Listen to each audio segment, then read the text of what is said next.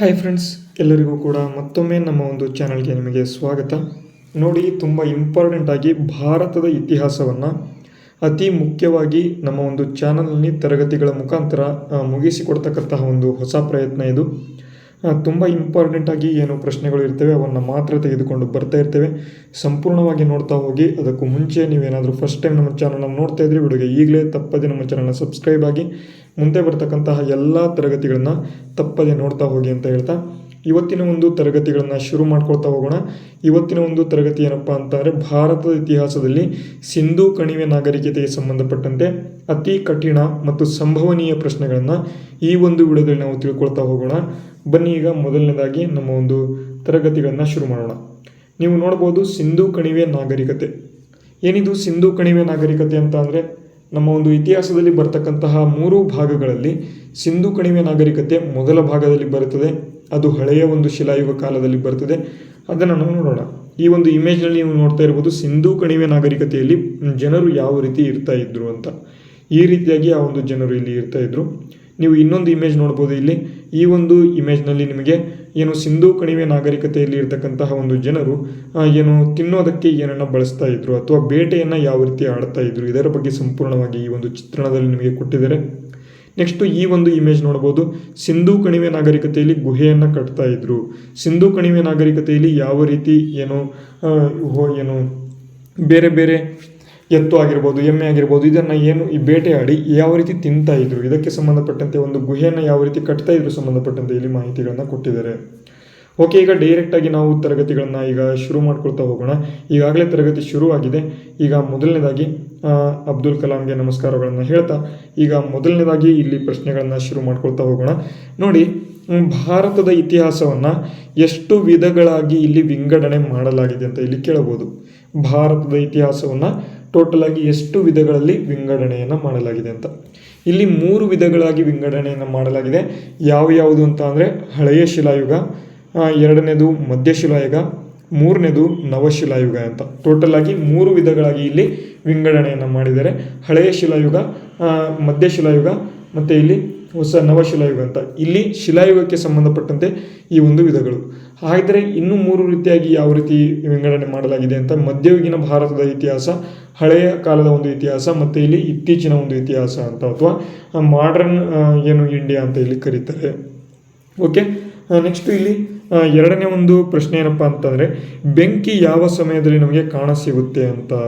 ಇಲ್ಲಿ ಬೆಂಕಿ ಏನಿದೆ ಇದು ಶಿಲಾಯುಗದಲ್ಲಿ ಯಾವ ಒಂದು ಶಿಲಾಯುಗದಲ್ಲಿ ಕಾಣಸಿಗುತ್ತೆ ಅಂತ ಹೇಳಿದರೆ, ಹಳೆಯ ಶಿಲಾಯುಗದಲ್ಲಿ ನಿಮಗೆ ಬೆಂಕಿಯ ಒಂದು ರುಜುವಾತು ಇಲ್ಲಿ ಇರ್ತಕ್ಕಂಥದ್ದು. ಬೆಂಕಿ ನಿಮಗೆ ಹಳೆಯ ಶಿಲಾಯುಗದಲ್ಲಿ ನಿಮಗೆ ಕಂಡು ಬರ್ತದೆ. ಅದೇ ರೀತಿ ಇನ್ನೊಂದು ಪ್ರಶ್ನೆ ಏನಪ್ಪ ಅಂತಂದರೆ, ವ್ಯವಸಾಯ ಅಥವಾ ಅಗ್ರಿಕಲ್ಚರ್ ಅಂತ ಕರಿತೇವೆ. ಈ ಒಂದು ವ್ಯವಸಾಯ ಯಾವ ಸಮಯದಲ್ಲಿ ನಿಮಗೆ ಕಾಣಸಿಗುತ್ತೆ ಅಂತ ಇಲ್ಲಿ ಪ್ರಶ್ನೆ ಬರ್ಬೋದು. ವ್ಯವಸಾಯ ಯಾವ ಸಮಯದಲ್ಲಿ ಕಾಣಸಿಗುತ್ತೆ ಅಂತ. ಇದು ನವಶಿಲಾಯುಗದಲ್ಲಿ ನಿಮಗೆ ಕಾಣಸಿಗುತ್ತದೆ. ನವಶಿಲಾಯುಗದಲ್ಲಿ ಈ ಒಂದು ವ್ಯವಸಾಯ ನಿಮಗೆ ಕಾಣಸಿಗ್ತದೆ. ಅದೇ ರೀತಿ ಇಲ್ಲಿ ಸಿಂಧೂ ಕಣಿವೆ ನಾಗರಿಕತೆಯ ಉತ್ತರದಲ್ಲಿ ಇರತಕ್ಕಂತಹ ಒಂದು ಪ್ರದೇಶ ಯಾವುದು ಅಂತ ಕೇಳಬಹುದು. ಸಿಂಧೂ ಕಣಿವೆ ನಾಗರಿಕತೆಯ ಒಂದು ಉತ್ತರದಲ್ಲಿ ಇರತಕ್ಕಂತಹ ಒಂದು ಪ್ರದೇಶ ಇಲ್ಲಿ ಯಾವುದು ಅಂತ ಇಲ್ಲಿ ನಿಮಗೆ ಕೇಳಬಹುದು. ಇಲ್ಲಿ ಉತ್ತರದಲ್ಲಿ ಇರತಕ್ಕಂತಹ ಒಂದು ಪ್ರದೇಶ ಯಾವುದಪ್ಪ ಅಂತ ಅಂದರೆ ಮಂಡ ಅಂತ ಇಲ್ಲಿ ಕರೀತಾರೆ. ಇದು ಎಲ್ಲಿದೆ ಅಂತ ಅಂದರೆ ಕಾಶ್ಮೀರದಲ್ಲಿ ಇಲ್ಲಿ ನಿಮಗೆ ಕಂಡು ಬರ್ತದೆ. ಉತ್ತರದಲ್ಲಿ ಮಂಡ ಇದೆ. ಅದೇ ದಕ್ಷಿಣದಲ್ಲಿ ನಿಮಗೆ ಯಾವುದು ಕಂಡು ಬರುತ್ತೆ ಅಂತಂದರೆ, ಇಲ್ಲಿ ದೈಮಾಬಾದ್ ಅಂತ ಕರೀತಾರೆ. ದೈಮಾಬಾದ್ ಇದು ಮಹಾರಾಷ್ಟ್ರದಲ್ಲಿ ನಿಮಗೆ ಕಂಡು ಬರ್ತದೆ. ಮಹಾರಾಷ್ಟ್ರದಲ್ಲಿ ದೈಮಾಬಾದ್ ಎಂಬತಕ್ಕಂಥ ಒಂದು ಪ್ರದೇಶ ಸಿಂಧೂ ಕಣಿವೆ ನಾಗರಿಕತೆಯ ಒಂದು ದಕ್ಷಿಣದ ಪ್ರದೇಶ. ಅದೇ ಇಲ್ಲಿ ಪೂರ್ವದ ಪ್ರದೇಶ ಅಂತ ನೋಡೋದಾದರೆ ಅಲಂಗೀಪುರ್ ಅಂತ ಕರೀತಾರೆ. ಅಲಂಗೀಪುರ್ ಎಂಬತಕ್ಕಂಥದ್ದು ಉತ್ತರ ಪ್ರದೇಶದಲ್ಲಿ ನಿಮಗೆ ಕಂಡು ಬರ್ತದೆ. ಅದೇ ರೀತಿ ಇಲ್ಲಿ ಪಶ್ಚಿಮದಲ್ಲಿ ನೋಡೋದಾದರೆ ಸತ್ಕ ಜಂದರ್ ಅಂತ ಕರೀತಾರೆ. ಸತ್ಕ ಜಂದರ್ ಎಂಬತಕ್ಕಂಥದ್ದು ಇದು ಪಾಕಿಸ್ತಾನದಲ್ಲಿ, ಈಗ ಪ್ರಸ್ತುತವಾಗಿ ಪಾಕಿಸ್ತಾನದಲ್ಲಿ ಇರತಕ್ಕಂಥ ಒಂದು ಪ್ರದೇಶ ಸತ್ಕ ಜಂದರ್ ಎಂಬತಕ್ಕಂಥದ್ದು. ಅದೇ ರೀತಿ ಇಲ್ಲಿ ಟೋಟಲ್ ಆಗಿ ಈ ಒಂದು ಸಿಂಧೂ ಕಣಿವೆ ನಾಗರಿಕತೆ ಏನಿದೆ ಅದು ಎಷ್ಟು ಸ್ಕ್ವೇರ್ ಮೀಟರ್ಗಳಲ್ಲಿ ಇತ್ತು ಅಥವಾ ಚದರ ಕಿಲೋಮೀಟರ್ಗಳಲ್ಲಿ ಇತ್ತು ಅಂತ ನೋಡೋದಾದರೆ, ಇಲ್ಲಿ 13 ಲಕ್ಷ ಸ್ಕ್ವೇರ್ ಕಿಲೋಮೀಟರ್ಗಳಲ್ಲಿ ಇಲ್ಲಿ ಕಂಡು ಬರ್ತದೆ. 13 ಲಕ್ಷ ಸ್ಕ್ವೇರ್ ಅಥವಾ ಚದರ ಕಿಲೋಮೀಟರ್ಗಳಲ್ಲಿ ಈ ಒಂದು ಸಿಂಧೂ ಕಣಿವೆ ನಾಗರಿಕತೆ ನಮಗೆ ಕಂಡು ಬಂದಿತ್ತು. ಓಕೆ, ನೆಕ್ಸ್ಟ್ ಇಲ್ಲಿ ಮುಂದಿನ ಒಂದು ಪ್ರಶ್ನೆ, ಹರಪ್ಪ ನಾಗರಿಕತೆ ಏನು, ಹರಪ್ಪ ಏನಿದೆ, ಹರಪ್ಪ ಎಂಬತಕ್ಕಂತಹ ಒಂದು ಪ್ರದೇಶ ಏನಿದೆ ಅದನ್ನು ಕಂಡುಹಿಡಿದವರು ಯಾರು ಅಂತ ಇಲ್ಲಿ ಕೇಳಿದ್ದಾರೆ. ಹರಪ್ಪ ನಾಗರಿಕತೆಯನ್ನು ಕಂಡುಹಿಡಿದವರು ಯಾರಪ್ಪ ಅಂತ ಅಂದರೆ ಅವರು ದಯಾರಾಮ್ ಸಹಾನಿ ಎಂಬತಕ್ಕಂಥವ್ರು. ದಯಾರಾಮ್ ಸಹಾನಿ ಎಂಬತಕ್ಕಂಥವ್ರು ಹರಪ್ಪ ನಾಗರಿಕತೆಯನ್ನು ಇಲ್ಲಿ ಕಂಡುಹಿಡಿತಾರೆ. 1921ರಲ್ಲಿ ಇದನ್ನು ಕಂಡುಹಿಡಿದರೆ. ಇದು ರಾವಿ ನದಿಯ ಒಂದು ದಂಡೆಯ ಮೇಲೆ ಇಲ್ಲಿ ಇದೆ ಹರಪ್ಪ ಎಂಬತಕ್ಕಂತಹ ಒಂದು ಪ್ರದೇಶ. ಅದೇ ಇಲ್ಲಿ ಚಾನ್ಹುದಾರೋ ಎಂಬತಕ್ಕಂಥ ಒಂದು ಪ್ರದೇಶಕ್ಕೆ ಬರೋದಾದರೆ, ಚಾನ್ಹುದಾರೋ ಎಂಬತಕ್ಕಂತಹ ಒಂದು ಪ್ರದೇಶ ಗೋಪಾಲ್ ಮಜುಮ್ದಾರ್ ಎಂಬತಕ್ಕಂತಹ ಒಂದು ವ್ಯಕ್ತಿ, ಗೋಪಾಲ್ ಮಜುಮ್ದಾರ್ ಎಂಬತಕ್ಕಂತಹ ಒಬ್ಬ ಇತಿಹಾಸಕಾರ ಸಿಂಧೂ ನದಿಯ ಒಂದು ದಡದಲ್ಲಿ ಇಲ್ಲಿ ಕಂಡುಹಿಡಿತಾನೆ. ಸಿಂಧೂ ನದಿಯ ಒಂದು ದಡದಲ್ಲಿ ಗೋಪಾಲ್ ಮಜುಮ್ದಾರ್ ಎಂಬತಕ್ಕಂತಹ ವ್ಯಕ್ತಿ ಚಾನ್ಹುದಾರೋ ಎಂಬತಕ್ಕಂಥ ಒಂದು ಏನು ಪ್ರದೇಶವನ್ನು ಕಂಡುಹಿಡಿತಾನೆ. ಇದು ಕೂಡ ಸಿಂಧೂ ಕಣಿವೆ ನಾಗರಿಕತೆ ಒಂದು ಪ್ರದೇಶ ಆಗಿದೆ. ಅದೇ ರೀತಿಯಲ್ಲಿ ಮೊಹೆಂಜೋದಾರೋ ಎಂಬತಕ್ಕಂಥ ಒಂದು ನಾಗರಿಕತೆಗೆ ಬರೋದಾದರೆ, ಮೊಹೆಂಜೋದಾರೋ ಎಂಬತಕ್ಕಂಥದ್ದು ಇದು ಕೂಡ ಸಿಂಧೂ ನದಿಯ ಒಂದು ದಡದಲ್ಲಿ ಇಲ್ಲಿ ಕಂಡು ಬರುತ್ತದೆ. ಇದನ್ನು ರಾಖಲ್ ದಾಸ್ ಬ್ಯಾನರ್ಜಿ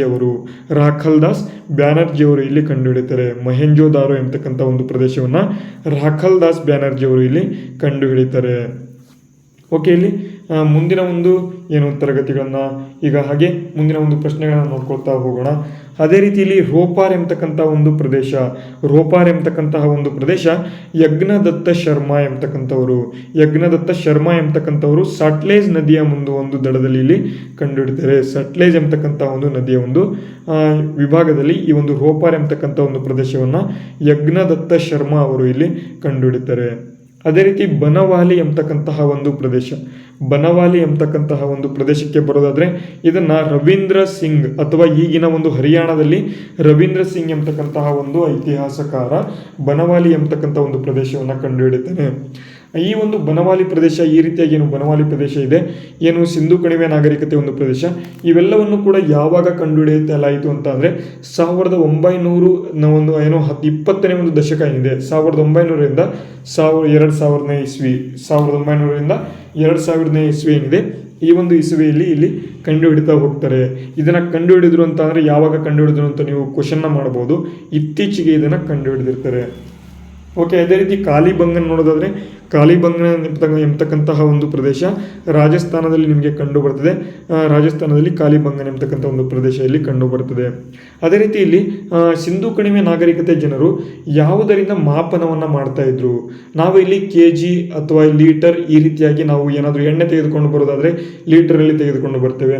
ಏನಾದರೂ ತೆಗೆದುಕೊಂಡು ಅಥವಾ ಅಕ್ಕಿ ಏನಾದರೂ ತೆಗೆದುಕೊಂಡು ಬರಬೇಕಂತ ಅಂದರೆ ನಾವು ಏನು ಬಳಸ್ತೇವೆ, kg ಲೆಕ್ಕದಲ್ಲಿ ನಾವು ತೆಗೆದುಕೊಂಡು ಬರ್ತೇವೆ.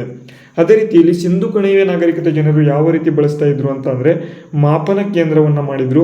16ರ ಒಂದು ಗಣಕದಲ್ಲಿ 16 ಅಂತಂದರೆ 16ರ ಒಂದು ಮಗ್ಗಿಯಲ್ಲಿ ಇಲ್ಲಿ ಅವರು ತೆಗೆದುಕೊಂಡು ಬರ್ತಾ ಇದ್ರು. ಓಕೆ, 16 ಇದೆ ಅಂತ ಅಂದರೆ ಅದು 1 kg ಈ ರೀತಿಯಾಗಿ ಲೆಕ್ಕ ಅಲ್ಲಿ ಇತ್ತು ಅಂತ ಇಲ್ಲಿ ನಾವು ಎಕ್ಸಾಂಪಲ್ ಆಗಿ ನೋಡಬಹುದು.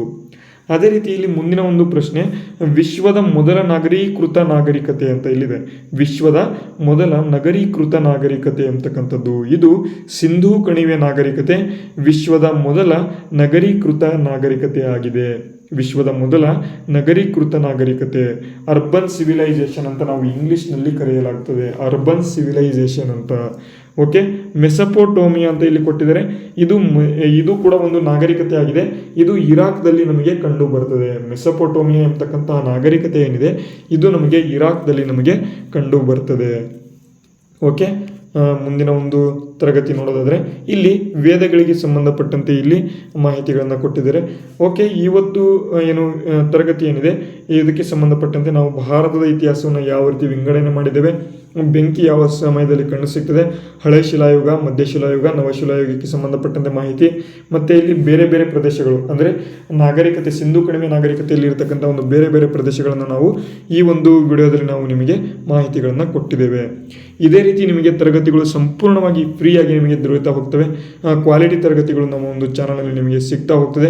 ಇಂತಹ ತರಗತಿಗಳನ್ನು ನೀವು ನೋಡಬೇಕು ಅಂತ ಅಂದರೆ ತಪ್ಪದೇ ನಮ್ಮ ಒಂದು ಎಕ್ಸಾಮಿನ್ ಕನ್ನಡ ಎಂಬತಕ್ಕಂತಹ ಒಂದು ಚಾನಲನ್ನು ಸಬ್ಸ್ಕ್ರೈಬ್ ಆಗಬೇಕು. ಸಬ್ಸ್ಕ್ರೈಬ್ ಆಗಿ ನಿಮ್ಮ ಎಲ್ಲ ಸ್ನೇಹಿತರೊಂದಿಗೆ ಈ ಒಂದು ವಿಡಿಯೋನ ಶೇರ್ ಮಾಡಬೇಕು. ಅದೇ ರೀತಿ ಯಾರ್ಯಾರು ಲೈಕ್ ಮಾಡಿಲ್ಲ ಎಲ್ಲರೂ ಕೂಡ ತಪ್ಪದೇ ನಮ್ಮ ಒಂದು ಚಾನಲ್ಗೆ ಒಂದು ಲೈಕ್ ಮಾಡಬೇಕು. ವಿಡಿಯೋಗೆ ಲೈಕ್ ಮಾಡದೆ ಈ ಒಂದು ತರಗತಿಗಳನ್ನು ನೋಡಬೇಡಿ ಪ್ಲೀಸ್. ಎಲ್ಲರೂ ಕೂಡ ಲೈಕ್ ಮಾಡಿ. ಈ ಒಂದು ವಿಡಿಯೋಗಳು ಹೆಲ್ಪ್ಫುಲ್ ಆಗ್ತಾಯಿದೆ ಅಂತ ಅಂದ್ಕೊಂಡಿದ್ದೇನೆ. ಹೆಲ್ಪ್ಫುಲ್ ಆದರೆ ಪ್ಲೀಸ್ ನಮ್ಮ ಚಾನಲ್ನ ಸಬ್ಸ್ಕ್ರೈಬ್ ಆಗೋದನ್ನು ಯಾರು ಕೂಡ ಮರಿಬೇಡಿ. ನೋಡಿ, ಮುಂದಿನ ಒಂದು ತರಗತಿಗಳಲ್ಲಿ ಈ ಒಂದು ವೇದಗಳಿಗೆ ಸಂಬಂಧಪಟ್ಟಂತೆ ಮಾಹಿತಿಗಳನ್ನು ಕೊಡ್ತಾ ಹೋಗ್ತೇನೆ. ಟೋಟಲ್ ಆಗಿ 4 ವೇದಗಳು ಇದ್ದಾವೆ.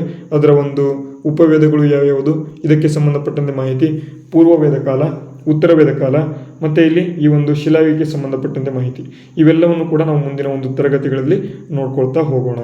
ಈ ಒಂದು ತರಗತಿ ಹೇಗೆ ಅನಿಸ್ತು ಕಮೆಂಟ್ ಮಾಡಿ ತಿಳಿಸಿ. ಓಕೆ, ವಿಡಿಯೋನ ಮುಗಿಸ್ತಾ ಇದ್ದೇನೆ. ಜೈ ಹಿಂದ್, ವಂದೇ ಮಾತರಂ.